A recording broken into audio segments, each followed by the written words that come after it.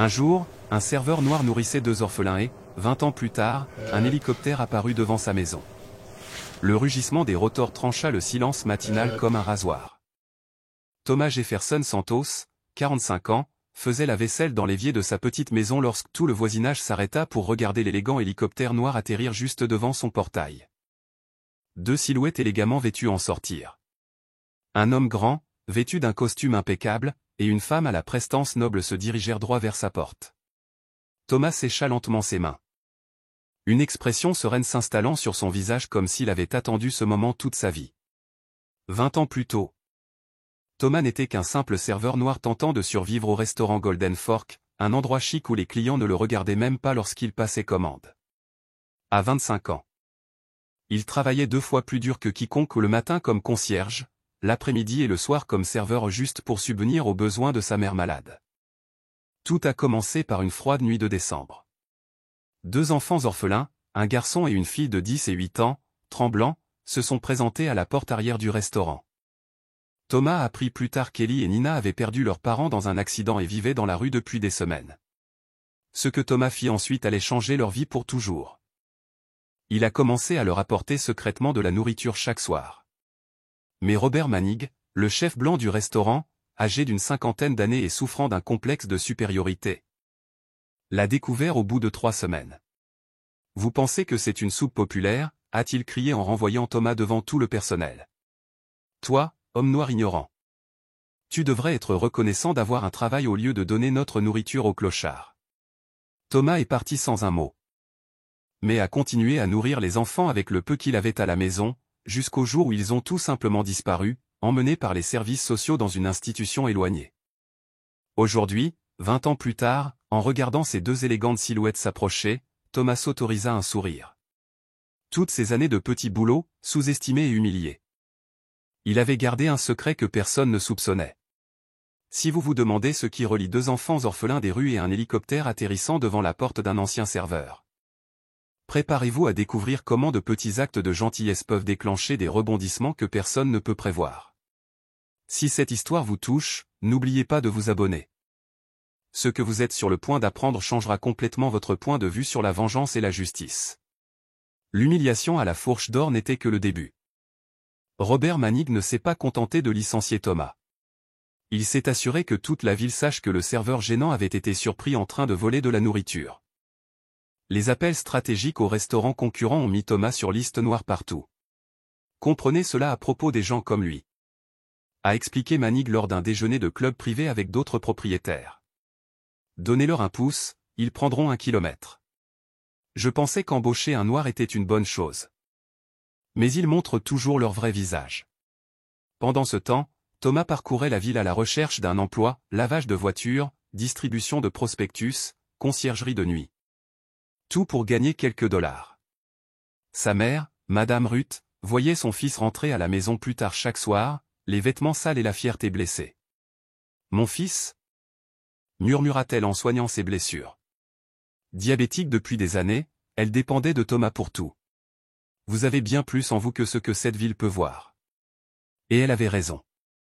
Ce que Manning ne savait pas, c'est que Thomas avait obtenu son diplôme avec mention en administration des affaires de l'université d'État. Il travaillait comme serveur non pas par manque d'options, mais parce qu'il avait besoin d'horaires flexibles pour s'occuper de sa mère. Pendant des années, il a gardé son diplôme dans un tiroir, acceptant que le monde le considère comme un travailleur jetable. Mais les enfants avaient réveillé quelque chose en lui. Même licencié et souvent affamé, Thomas a continué à apporter de la nourriture à Ellie et Nina. Il vendait des effets personnels, acceptait des petits boulots humiliants. Tout pour empêcher ses 2 enfants d'aller se coucher le ventre vide. Une nuit, alors qu'il transportait un sac de restes du nettoyage d'un mariage, Thomas entendit des voix familières provenant du club privé. Manning était sur la terrasse avec d'autres hommes d'affaires, buvant du whisky et riant bruyamment. « Tu vois ce serveur voleur qui continue de récupérer les restes comme un chien errant. » Ils ont pointé du doigt Thomas d'un air moqueur. « Je parie qu'il vend de la nourriture volée pour acheter de la drogue. C'est toujours pareil avec ce genre de personnes. » Thomas s'arrêta. Son sang bouillonnait. Il aurait pu traverser la rue, monter les marches de marbre et montrer à ces hommes qui il était vraiment. Il aurait pu sortir son diplôme et le leur mettre sous le nez. Mais il pensait à Ellie et Nina, qui l'attendaient probablement dans la ruelle froide. Il prit une profonde inspiration, ajusta le sac sur son épaule et continua de marcher. Manning et ses amis rirent encore plus fort, interprétant son silence comme une soumission. Ils n'avaient aucune idée de l'erreur qu'ils commettaient. Ce soir-là, après avoir nourri les enfants, Thomas s'assit dans la petite pièce qu'il partageait avec sa mère et ouvrit un vieux cahier. Il commença à écrire des noms, des dates, des conversations qu'il avait entendues à la Fourche Dorée. Durant ces mois, il avait absorbé des informations précieuses sur des affaires douteuses, des fraudes fiscales et même des remarques racistes faites par des clients pensant qu'il était invisible. Un jour, murmura-t-il, tu découvriras que tu as sous-estimé la mauvaise personne. 3 semaines plus tard, Ellie et Nina ont tout simplement disparu.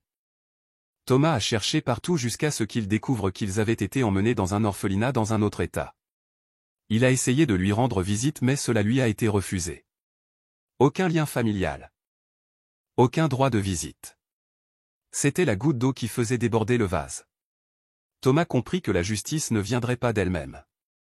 Il devrait la construire de ses propres mains. Ce que ces hommes privilégiés ne comprenaient pas, c'est que chaque insulte, chaque porte fermée, chaque opportunité refusée forgeait quelque chose de bien plus dangereux qu'un serveur en colère. Ils étaient en train de créer un stratège qui connaissait leurs faiblesses mieux qu'eux et qui avait désormais toute la motivation du monde pour utiliser cette connaissance contre eux. Au cours des 2 années suivantes, tandis que Manning célébrait sa victoire sur le serveur problématique, Thomas construisait quelque chose qu'aucun d'entre eux ne pouvait imaginer. Travaillant 16 heures par jour à des emplois à peine vivables, il utilisait chaque minute libre pour mettre en pratique tout ce qu'il avait appris à l'université. Son carnet s'est transformé en feuille de calcul détaillée. Les conversations qu'il avait entendues révélaient une tendance inquiétante. Manning et ses amis du club privé n'étaient pas seulement racistes, ils étaient des fraudeurs endurcis. Des décennies de contrats gonflés, de salaires au noir et de manipulation de factures.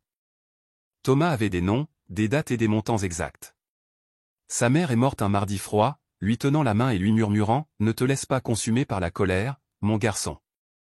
Sers-toi de cette douleur pour construire quelque chose de plus grand. » Thomas lui a promis là, dans le lit d'hôpital public où ils ont attendu 6 heures pour être soignés, qu'il ferait exactement cela. Lors des funérailles de Madame Ruth, Thomas a rencontré le docteur Marcus Chen, un avocat fiscaliste qui avait été un camarade de classe de la mère de Thomas il y a des décennies. Chen, fils d'immigrants chinois, connaissait trop bien le goût amer des préjugés déguisés en normes professionnelles. « Ta mère m'a parlé de toi », dit Chen en lui tendant sa carte de visite. « Elle a dit que tu avais le potentiel pour de grandes choses, mais que le monde essaie de te convaincre du contraire. » Thomas a montré ses notes à Chen. L'avocat feuilletait les pages en silence, les yeux écarquillés à chaque révélation. « C'est une bombe fiscale », murmura-t-il. « Si la moitié de ce qui est dit est vrai. »« Tout est vrai », interrompit Thomas. « J'étais là quand ils ont parlé. Ils me croyaient invisible. » Chen ferma lentement le cahier.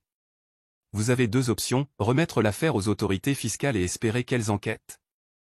Ou nous constituons un dossier tellement solide qu'elles n'auront d'autre choix que d'agir. » Pendant ce temps, Manning a étendu ses opérations. Il a acheté 2 restaurants rivaux. Suivant le même modèle, des employés majoritairement blancs au poste de direction, le reste au salaire minimum et des contrats fantômes. Son arrogance grandissait en même temps que son solde bancaire. « Tu as vu que le serveur voleur est maintenant concierge. » Manning rit lors d'un déjeuner d'affaires. Le karma fonctionne. Les gens comme ça doivent savoir où est leur place. Ce que Manning ignorait, c'est que le concierge nettoyait le bâtiment abritant son cabinet comptable 3 fois par semaine. Et pendant ces mois, Thomas a photographié des centaines de documents, copié des feuilles de calcul entières et enregistré des conversations compromettantes à travers des murs minces. Chen a été impressionné par la méthodologie de Thomas. « Tu aurais dû être détective », a-t-il plaisanté en classant les preuves dans des dossiers thématiques. Travail d'enquêteur professionnel. « J'ai eu de bons professeurs », a répondu Thomas, se souvenant de ses cours sérieux de méthodologie scientifique à l'université. La différence maintenant, c'est que j'ai une motivation personnelle. Le tournant est survenu lorsque Thomas a découvert que Manning prévoyait une expansion encore plus grande. Un réseau international de restaurants financé par des investisseurs mondiaux. Le projet dépendait d'une image publique impeccable et de certifications gouvernementales rigoureuses. Maintenant ou jamais, dit Chen en tapotant la table dans son petit bureau. Si nous le laissons conclure ses contrats, il sera trop protégé pour attaquer. Thomas regarda par la fenêtre du bureau, observant l'agitation de la ville qu'il avait autrefois sous-estimée. À ce moment-là, il ne se sentait plus comme le serveur humilié d'il y a 2 ans. Sous la surface, il se sentait comme le stratège qu'il avait toujours été. Il pense qu'il m'a détruit, dit Thomas en se tournant vers Chen avec un sourire mêlant détermination et vengeance légitime. Il ignorait qu'il venait de me donner le temps nécessaire pour bien me préparer. Chen hocha la tête, reconnaissant dans le regard de son partenaire la même soif de justice qu'il avait animée tout au long de sa carrière. Il était temps de lui montrer qui jouait vraiment le jeu. Le plan était prêt. Les preuves méticuleusement organisées et les bons contacts identifiés. Thomas prit une grande inspiration. Se rappelant les paroles de sa mère sur la transformation de la douleur en force et en croissance. Manning avait complètement sous-estimé le pouvoir d'un homme qui n'avait plus rien à perdre et tout à gagner. Pendant des mois. Tout le monde n'avait vu qu'un concierge silencieux nettoyant des bureaux. Ce qu'ils n'avaient pas remarqué, c'est qu'ils observaient un stratège. Rassemblant des munitions pour une guerre dont Manning ignorait même le début. La première faille dans la confiance de Manning apparut un mardi de mars, lorsque son chef comptable l'appela, paniqué. « Monsieur Manning, il y a un contrôle fiscal ici. Il demande des documents des 5 dernières années. » Manning ajusta sa cravate italienne tout en contemplant la ville depuis son bureau au 20e étage. C'est la routine de Peterson. Nous sommes une entreprise solide. Montrez-leur nos comptes. Monsieur, ils ne demandent pas de documents officiels. Ils ont des copies de documents que je n'ai jamais vus auparavant, des feuilles de calcul détaillées. Des relevés de paiement qui ne devraient pas exister. Le sourire de Manning se figea. Que voulait-il dire par « ne devrait pas exister », ils étaient au courant pour les employés fantômes. Les contrats gonflés, et même pour ce compte offshore aux îles Caïmans que vous disiez ultra secret. De l'autre côté de la ville. Thomas était assis dans son modeste appartement à regarder les informations du matin lorsque son téléphone sonna. C'était Chen, qui contenait à peine sa satisfaction. Ça a commencé. Dit-il simplement. Le fils a accepté notre plainte et a agi plus vite que prévu. Ils ont tout ce qu'il faut. Thomas ferma les yeux un instant, se souvenant de sa mère.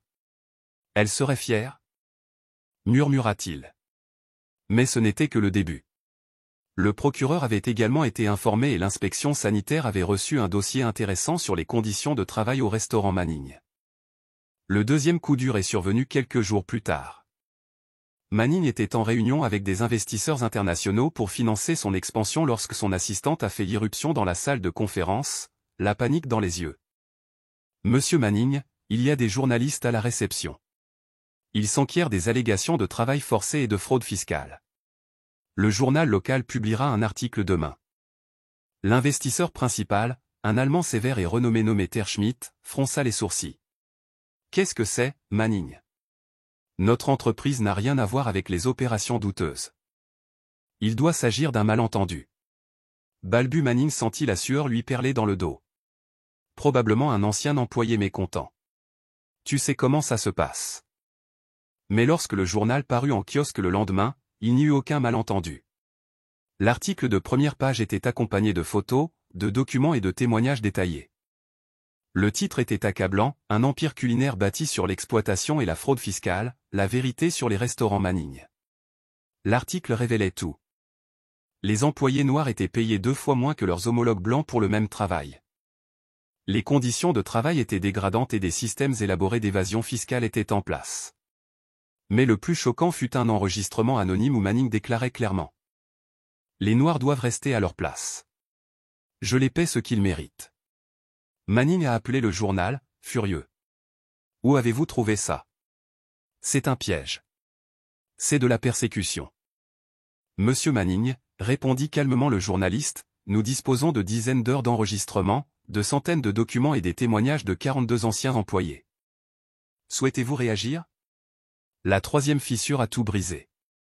Les investisseurs se sont immédiatement retirés. La banque a gelé les comptes des entreprises.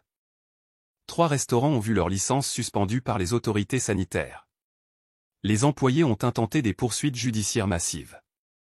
C'est lors d'une réunion d'urgence avec ses avocats dans une salle de conférence qui ressemblait désormais à une salle d'interrogatoire que Manning a reçu l'appel qui allait tout changer. Allô? Qui parle? Bonjour, patron, dit une voix calme et polie, avec une pointe d'ironie que Manning ne reconnut pas immédiatement. Qui est-ce? Thomas Jefferson Santos. Vous vous souvenez de moi? Le serveur voleur que vous avez viré il y a 3 ans parce qu'il nourrissait des enfants orphelins. Un long et pesant silence s'ensuivit. Les avocats observèrent Manning pâlir peu à peu. Lorsqu'il parla enfin, sa voix était rauque. Comment as-tu eu ça? Comment as-tu eu toutes ces informations? Thomas sourit en regardant par la fenêtre de son nouveau bureau une petite maison. Tu pensais vraiment qu'un homme avec un diplôme en administration des affaires et d'excellentes notes resterait les bras croisés après avoir été humilié en public? Impossible. Tu es concierge. Oui, répondit Thomas. Pendant 3 ans, j'ai nettoyé des bureaux, y compris le bâtiment qui abrite votre service comptabilité. Savez-vous combien de conversations privées on peut entendre à travers les cloisons fines? Combien de documents restent sur les bureaux quand les invisibles nettoient? Manning sentit ses jambes faiblir. Il fit signe aux avocats de partir, mais ils hésitèrent, sentant que quelque chose d'important se passait. Vous avez enregistré des conversations privées. C'est un crime. Le crime consiste à frauder des millions de dollars en impôts. Le crime consiste à payer des employés noirs moitié moins que d'autres pour le même travail. Le crime consiste à créer un environnement de travail fondé sur l'humiliation raciale. La voix de Thomas resta calme. J'ai simplement documenté la vérité. Que voulez-vous? De l'argent? Je peux payer. Thomas rit doucement. Monsieur Manning, vous ne comprenez toujours pas. Je ne veux rien de vous, car j'ai déjà tout ce qu'il me faut. De quoi parles-tu? Vous voyez ce compte des îles Caïmans que vous croyez secret? Le fisc a déjà les relevés. Ces contrats gonflés avec des sociétés fantômes sont entre les mains du procureur. Et ces enregistrements où vous parlez de remettre les Noirs à leur place, ils viennent d'être diffusés sur toutes les chaînes de télévision locales. Manning a failli laisser tomber le téléphone. Cela me détruirait complètement. Non, monsieur Manning, dit Thomas fermement. Vous vous êtes détruit. Je n'ai fait que documenter le processus. À ce moment-là, son assistant fit irruption dans la pièce, essoufflé. Monsieur Manning, les employés démissionnent en masse. Le syndicat est à nos portes et une équipe de télévision réclame une interview. Manning couvrit le téléphone avec sa main. Dis-leur que je ne suis pas là. Ils ont dit qu'ils avaient des enregistrements de vous et qu'ils les publieraient sans votre version si vous le préférez. Monsieur Manning? La voix de Thomas resta à l'autre bout de la ligne. Vous êtes toujours là. Pourquoi me fais-tu ça? Murmura Manning, vaincu. Parce que vous avez fait un choix il y a 3 ans. Vous avez choisi d'humilier un homme qui essayait de nourrir des enfants affamés. Vous avez choisi de répandre des mensonges à mon sujet pour m'assurer que je ne retrouve plus jamais un travail décent. Vous avez choisi de traiter les êtres humains comme des déchets jetables. Maniga regarda par la fenêtre de son bureau et vit la foule rassemblée devant le bâtiment, caméras, micros, panneaux portant des mots qu'il ne pouvait déchiffrer de son point de vue, mais dont il comprenait parfaitement le sens. Je n'étais qu'un homme d'affaires essayant de protéger son entreprise, et je n'étais qu'un fils essayant de prendre soin de sa mère malade. La différence entre nous, monsieur Maniga, c'est que je n'ai jamais eu à marcher sur les autres pour obtenir ce que je voulais. Cet après-midi-là, alors que les derniers employés quittaient le bureau avec leurs cartons remplis d'affaires, Maniga était seul dans la pièce vide. Sa secrétaire avait démissionné par courriel. Son comptable avait disparu sans laisser de traces. Même le concierge de l'immeuble l'avait accueilli froidement. De l'autre côté de la ville, Thomas reçut un appel du réseau. Les investisseurs allemands souhaitaient lui parler. Ils étaient impressionnés par sa méthodologie d'enquête. Apparemment, il recherchait quelqu'un possédant ses compétences en audit interne. Thomas sourit, se rappelant les paroles de sa mère sur la transformation de la douleur en force. Maniga avait tenté de briser son moral, mais n'avait fait que le rendre plus fort. Ce soir-là, les images de la chute de l'Empire Manning dominaient tous les journaux télévisés. Des employés faisaient des déclarations émouvantes sur des années de discrimination. Des experts expliquaient comment la fraude fiscale affectait les services essentiels. Et au cœur de tout cela, une question sans réponse. Qui était la source anonyme ayant obtenu des preuves aussi accablantes? Manning. Qui observait depuis son appartement ou son manoir saisi par la banque le matin même savait exactement de qui il s'agissait. Le serveur qui l'avait viré comme un insecte était devenu l'artisan de sa ruine totale. Alors que Maniga contemplait les ruines de son arrogance, une question subsistait. La chute d'un empire bâti sur les préjugés pouvait-elle nous apprendre quelque chose sur le véritable prix de l'humilité? Et lorsque les cendres seraient retombées, qui sortirait véritablement vainqueur de cette guerre silencieuse menée dans l'ombre de l'injustice? 6 mois après la chute de l'Empire Manning, Thomas était installé dans son nouveau bureau, non pas une maison de ville exiguë, mais un élégant penthouse dans le quartier financier de la ville. Le cabinet d'audit qu'il avait fondé avec Chen connaissait une croissance exponentielle, spécialisé dans les enquêtes sur les pratiques discriminatoires à l'embauche dans les grandes entreprises. Ironiquement, l'affaire Manning était devenue une étude de cas célèbre dans les écoles de commerce, illustrant comment une documentation méticuleuse et une patience stratégique pouvaient faire tomber des systèmes apparemment intouchables.